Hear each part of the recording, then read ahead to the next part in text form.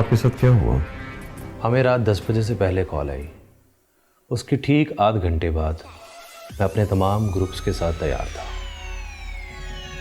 मैं ग्रुप का लीडर था। ट्रक मलीर की तरफ बढ़ रहा था, जहां हमें दहशतगर्दी के इस वाक़े की इत्तला मिली थी। हमें कुछ मालूम नहीं था। हमें मलीर के बारे में भी ज़्यादा मालूम नहीं था। हमें सिर्फ वायरलेस पर हिदायत मिल रही थी और हम उन हिदायत के मुताबिक रास्ता बदल रहे थे। जब हम वहाँ पहुँचे तो वहाँ जाकर हमने यरगमाल बनाए हुए कैदियों के बारे में सुना और हम जानते थे ये मुश्किल होगा, क्योंकि दहशतगर्द मज़ाकरात नहीं करते। ये सुपरमार्केट पर बाहर से हमला था, ना कि अंदर से हमला था। ये सब हमने साथी सिपाहियों से सुना था। सैकड़ों शहरियों के होते हुए हम बेनकाब हो सकते थे, लेकिन हम अंदर चले गए। सबसे पहली हैरानकुन चीज़ थी वहाँ पर खामोशी। क्या आपने इस बारे में सुना है? कुछ ना कुछ सुना है, लेकिन आप जारी रखिए। मैं पहले आपकी बात तफसील से सुनना चाहता हूँ। हमसे पहले एंटी क्राइम के 2 लड़के सिर्फ हैंडगन लेकर साथ गए थे और उन्होंने 2 दहशतगर्दों को मार गिराया था, जबकि बाकी नीचे गिर गए। जब हम अंदर दाखिल हुए तो वहाँ पर कोई आवाज़ नहीं थी, ना कोई चीखें थी। ऐसी खामोशी जैसे कब्रिस्तान में होती है। सिर्फ मोबाइल बज रहा था। सैकड़ों मोबाइल फ़ोन वहाँ पर बज रहे थे। कोई नहीं जानता था कि वहाँ पर कितने दहशतगर्द मौजूद हैं। या तो सब दहशतगर्द भाग गए, या वो घात लगाकर अंदर बैठे हुए हैं, या वो तमाम उस जगह को उड़ाना चाहते थे। हम लोगों ने भी पोजीशन संभाली। हम लोग अपनी अपनी शील्ड के पीछे थे, जिनको 20 बार गोलियां लग चुकी थी। हम कालम की शक्ल में अंदर दाखिल हुए थे। और इसी तरह अब आप यहाँ भी मौजूद हैं। ये हमारी नौकरी है कि हम मदाखलत करते हैं और रोकते हैं। हमारी तरबियत भी इसीलिए की गई है और हमें तनहा भी इसी चीज़ की मिलती है। यानी आपकी फर्श शनासी काबिल फ़ख्र है, लेकिन आपकी तरबियत जितनी भी हो जाए, एक ऐसी जगह पर दाखिल हो जाना जो जुनूनियों से भरी हो, आसान नहीं है। मैं समझ रहा हूँ कि आप बात को कहाँ लेकर जाना चाहते हैं। ये भी दूसरे ऑपरेशन की तरह एक ऑपरेशन था। हमारा काम अंदर जाना है, रोकना है, अपने काम को बेहतरीन अंदाज से करके निकल जाना है। मिसाल के तौर पर, लेकिन मैं आपको सब कुछ नहीं बता सकता, लेकिन राहदारी में शील्ड का इस्तेमाल बहुत मुश्किल से होता है। हमने उसका हल निकाला, लेकिन बहुत सारी चीज़ें थीं जो मुझे परेशान करती थीं। जब भी मैं बाद में उसके बारे में सोचता रहा, ये गलत हो सकता था। हम मजबूती से जमे रहे, क्योंकि हमने अपने जज्बात को तस्लीम कर लिया था। लेकिन उसका अंजाम बहुत बुरा हुआ, हमारे लिए, आपके लिए, जिनकी हिफाजत हम कर रहे हैं। आप समझ रहे हैं ना? प्रोटोकॉल आपकी हिफाजत करता है, आपके जज्बात को काबू में रखने में मदद करता है, लेकिन ये इन्हें ख़त्म नहीं करता, ना ही आपके फ़र्द होने का इनकार करता है। आप एक ग्रुप हैं, लेकिन जब आप ऑपरेशन में जाते हैं तो आप में से हर एक अलग फ़र्द होता है, एक फ़र्द की तरह महसूस करता है, सिचुएशन का अपने अंदाज में तजुर्बा करता है। आप बात को समझे नहीं हैं। ये इसलिए है क्योंकि हमारी जॉब खतरे वाली है और आप तो आराम से कुर्सी पर बैठकर कमा रहे हैं। Fair enough. मुझे नहीं लगता कि आपको ये तबसरा पसंद नहीं आया, या तो आप ये बात सुनना नहीं चाहते। मैं तो आदी हूं इस चीज़ का।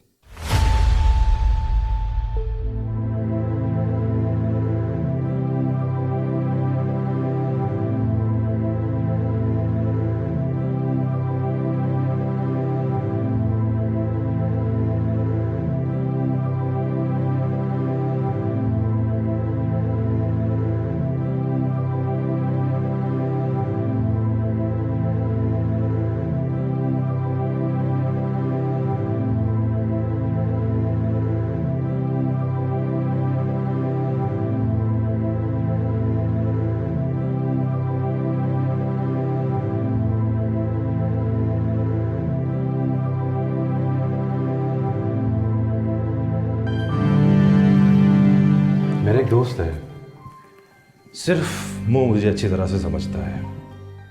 वो भी इस वाक़े से लरस गया था। हम सब इस वाक़े से लर्ज गए थे आदिल साहब। नहीं, आपके लिए ये सब कुछ नॉर्मल है। आप सिर्फ एक बात पे ठीक हो कि हमारे पास टेक्निक है अपनी हिफाजत के लिए, बस। लेकिन हमें प्रोटोकॉल का जायजा लेना पड़ता है कि उस पर सही से अमल हुआ है या नहीं हुआ, और अगर जरूरत पड़े तो हमें खुद को दोबारा तरबियत देनी पड़ती है। यहाँ आप थोड़ा सा रुक जाइए। हम कभी नहीं रुकते। ये कुछ मजाहिया हो सकता है, लेकिन ये सब कुछ मुझे अपने बाप के बारे में सोचने के लिए मजबूर करता है। जब मेरी वालदा फौत हो गई और मेरे वालिद ने तो जिंदगी में कभी कुछ किया ही नहीं था, और अब वो रुकते ही नहीं है। उन्होंने तदफीन के सारे इंतजामात किए, पूरे खानदान को मदऊ किया, तमाम तस्वीरों और कागजात को पुर किया, घर को साफ किया, अपने बेडरूम को तरतीब में किया, यहां तक कि उन्होंने घर के आगे वाले हिस्से में पेंटिंग और बागीचा को भी संवारा। वो पूरा साल ही नहीं रुके। मुझे तो ऐसे लग रहा था कि जैसे वो क्रैक हो चुके हैं। आपने अपने वालिद से पूछा वो ऐसा क्यों कर रहे हैं? और जब मैंने उनसे सवाल किया तो उन्होंने मुझे ये जवाब दिया कि अदील, मेरे पास जाया करने के लिए एक लम्हा भी नहीं है। उनका ये कहना था कि तुम्हारी माँ ने बहुत सारा गन पीछे छोड़ा हुआ है, हालांकि मेरी माँ हर वक्त घर की सफाई में लगी रहती थी। ये जुमला आपको कैसा लगा? इस पर मुझे बहुत गुस्सा आया। मेरे वालिद ने तो कभी जुराब तक नहीं उठाई। स्ट्रेंज। मगर मुझे ऐसा लगता है आदिल साहब कि आप इन वाक़यात के रद्द अमल में कुछ ज़्यादा डूब गए। वेल, बहुत अचानक। आप यहाँ रुक जाएं, ये बहुत मुख्तलिफ गेम है। मेरी वालदा की वफात मेरी जिंदगी का सबसे बड़ा सदमा है। ओके, जबकि 13 तारीख को जो हुआ वो मेरी नौकरी थी। मेरे ख्याल में आपके वालिद क्रैक नहीं है आदिल साहब, लेकिन क्या वाकई मुझसे उनके बारे में बात करने आए हैं? आप किस लिए आए हैं यहाँ पे आदिल साहब? आप सियाको सबाक मुझे बता भी चुके हैं, मगर अब उससे नजरें चुराने की कोशिश भी कर रहे हैं।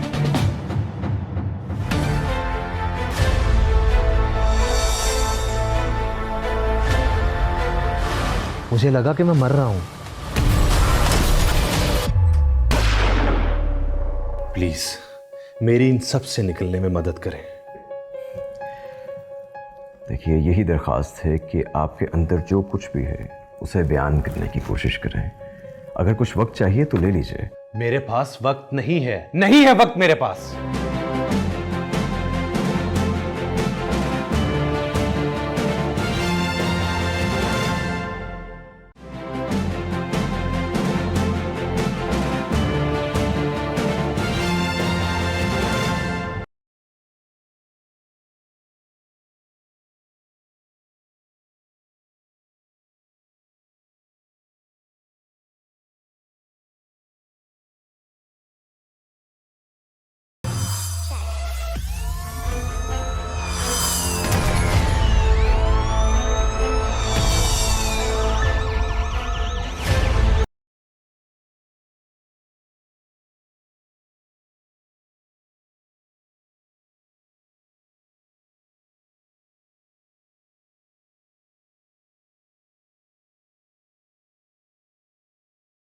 सब कुछ उस दोस्त के बारे में है जिसके साथ मैं संडे को एक्सरसाइज कर रहा था।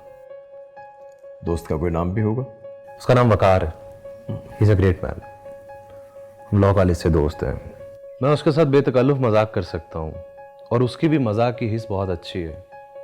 इस वाक़े के बाद हम काफ़ी चौकन्ना और मुख्तात हो गए, क्योंकि वो काफ़ी समझदार है, लेकिन वो ये सब जानना चाहता है। उस दिन मैंने उसको इस वाक़े के बारे में बताया, और उसके बाद हमने एक्सरसाइज स्टार्ट कर दी, और उसके बाद मैं बेहोश होकर गिर गया। गिर गया? आपका मतलब है कि आप ठोकर खाकर गिर गए, या आपने बस अपना शऊर खो दिया? ये कोई मज़ाक नहीं है। शऊर खोना क्या होता है ये मुझे मेरे बाप की याद दिलाता है। वो हर वक्त मुनाफा और नुकसान की ज़ुबान में सोचते हैं। क्या आप भी उन्हीं के मानिंद हैं? शायद कभी कभी। आपके नज़दीक शऊर खोने का मुतज़ाद क्या है? Who cares? मैं फ़ौरन बेहोश नहीं हुआ। पहले मैं हवास बाख्ता रहा। मुझे लगा कि मैं मर रहा हूं।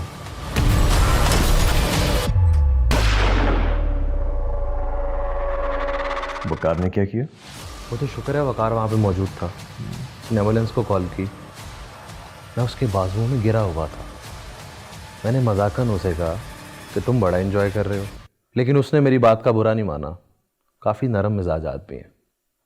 वही है वकार जिसने मुझे यहाँ आने का मशवरा दिया। डॉक्टर ने मुझे बताया कि मुझे वेज़ोवेंगो सिंकोपी है। डॉक्टर ने सिर्फ मुझे इतना ही बताया। मैं कोई ऐसा हंगामा नहीं करना चाहता था कि मेरे बॉस तक मेरी कोई बुराई या कोई वीक पॉइंट पहुंचे। ये ऐसा वक्त नहीं है कि मैं अपने ग्रुप को कमज़ोर करूं। मुझे ऐसा लगता है जैसे कोई थकन है जो मुझे कमज़ोर कर रही है। यानी आपके दोस्त की ना सिर्फ इससे मज़ाक अच्छी है बल्कि वो आपका बहुत ख्याल भी रखता है। उसने मुझे मुसलसल कॉल्स की और आपका नंबर भी दिया। मैं तो घबराया हुआ था क्योंकि मैं कभी किसी नफ्सियात दान से नहीं मिला और मैंने आपको सब बता दिया है। तो उसने आपको मेरा नंबर दिया कब? कल। और फिर आज ही सुबह आपने मुझे कॉल की? हाँ, मैंने वकार से वादा किया था। लेकिन आप इन तमाम सवालों से क्या हासिल करना चाहते हैं? आपके ख्याल में मैं क्या हासिल करना चाहता हूँ? आप मुझे चाबी ना दें। क्या मैं जल्दी में यहाँ आना चाहता था कि आपको आधा सच बता सकूं? मैं शायद अपनी बात वाज़ेह नहीं कर सका और शायद मेरा लहजा भी दुरुस्त नहीं था। देखिए, यहाँ पर मरीज़ के साथ जो कुछ होता है वो लाजमी नहीं कि उसकी तवक्को के मुताबिक हो।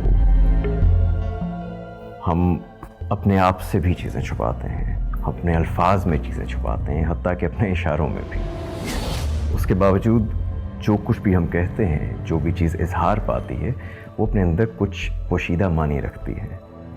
ये साइको एनालिसिस आप जैसे लोगों की मदद के लिए होता है। इसमें हमारी कोशिश होती है कि उन पोशीदा मानी को खोजा जाए, उन्हें ढूंढा जाए, उन्हें सतह पर लाया जाए, उनका सामना किया जाए। सवाल तो ये है कि अगर कुछ छुपाना है तो फिर यहाँ आने का मकसद क्या है?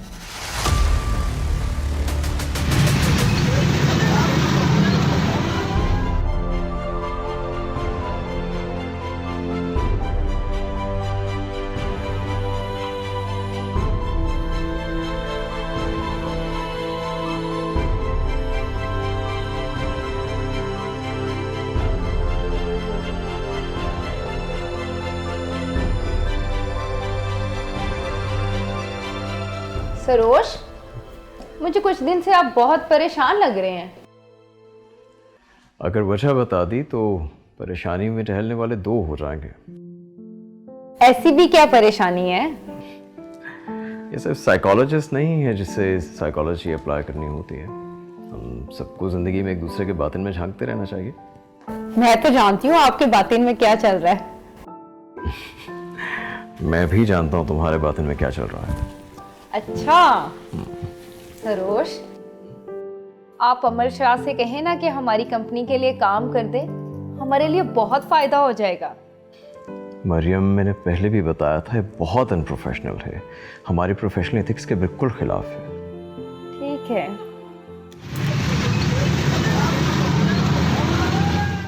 ये थोड़ा पेचीदा है। जो कुछ आपके जहन में है उसे बयान करने की कोशिश कीजिए। प्लीज मेरी इन सब से निकलने में मदद करें। देखिए, यही दरख्वास्त है कि आपके अंदर जो कुछ भी है उसे बयान करने की कोशिश करें। अगर कुछ वक्त चाहिए तो ले लीजिए। मेरे पास वक्त नहीं है, नहीं है वक्त मेरे पास।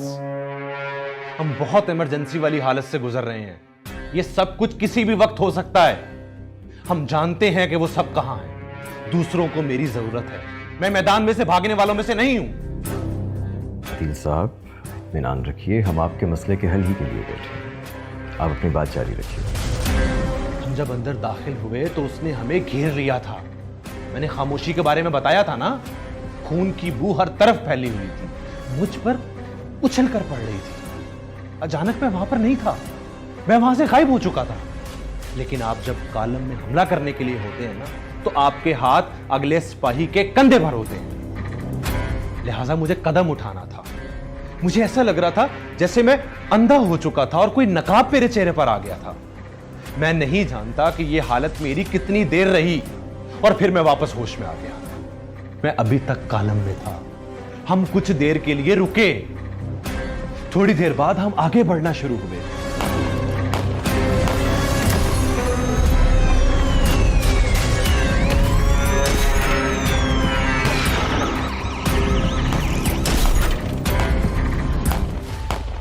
मेरा सूट मेरी पिंडलियों के इर्द गिर्द सख्त हो गया। मैंने उसको खींचा लेकिन ये ढीला नहीं हुआ।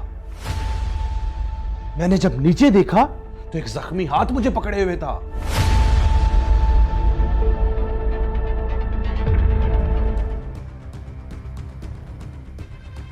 और ये आपका काम है कि आप मेरा इलाज करें। हाँ, क्यों नहीं। हम इसका कोई तबी इलाज भी ढूंढ लेंगे ताकि आप इस फेज से बाहर आ सकें। अगर मैं उसे अपनी बेहोशी के दौरे के बारे में बताऊंगा ना तो वो परेशान हो जाएगी। Anxiety attack. क्या? अपने जाहिर और बातिन को एक नहीं कर पा रहा, उनमें रब्त नहीं बना पा रहा। और उसकी सबसे बड़ी वजह यह है कि वो अपना सामना करने से, अपने बातिन में झांकने से इनकारी है।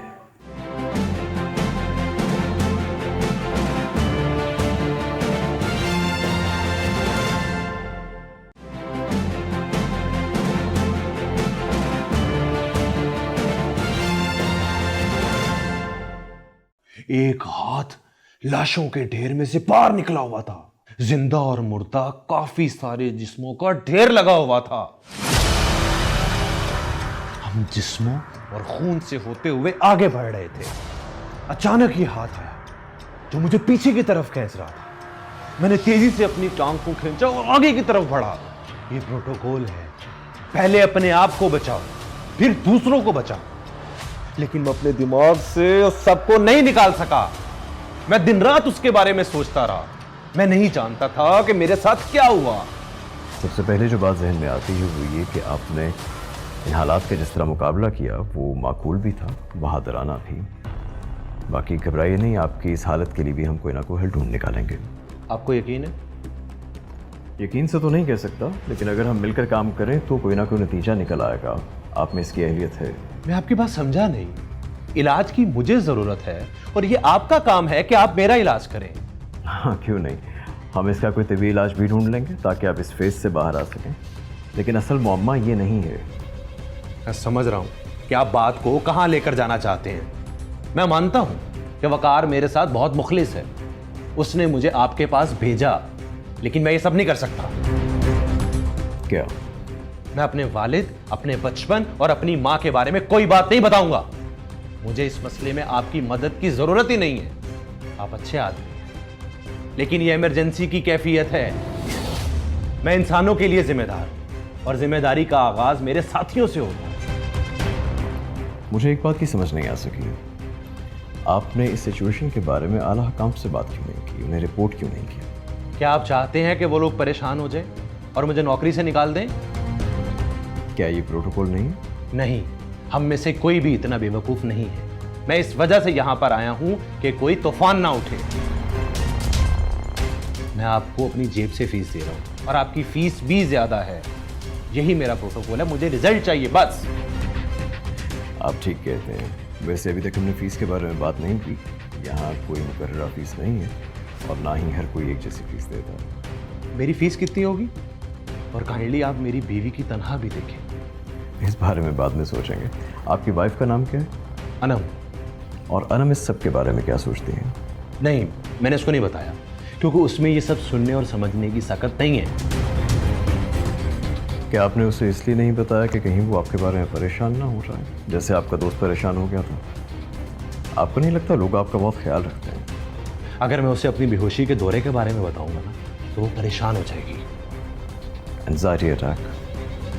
क्या? ये जो आपके साथ हुआ इसे एंजाइटी अटैक कहते हैं। ये एंजाइटी आपके अंदर उस वक्त से मौजूद थी जब मलीर वाला वाक़या हुआ। जब ये वाक़या हुआ तो आपको सख्त धचका लगा और उसी की वजह से आपकी आंखों के सामने अंधेरा आ गया था और उसी की वजह से अपने दोस्त से बात करते हुए आप बेहोश हुए थे।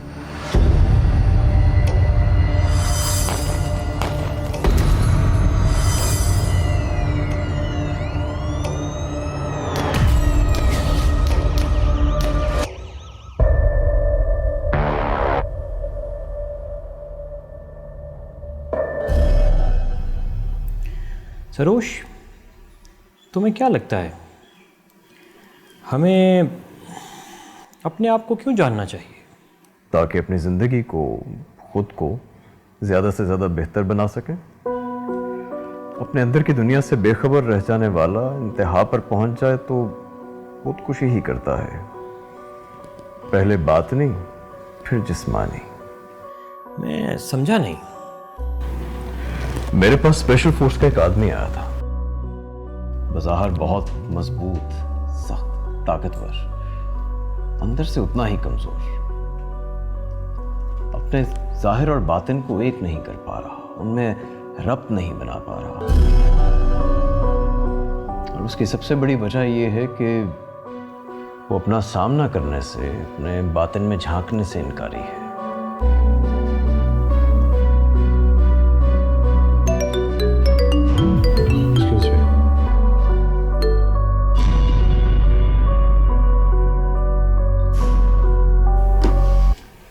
मेरे ख्याल में मैं अपना वक्त ज़ाया कर रहा हूँ आपके साथ।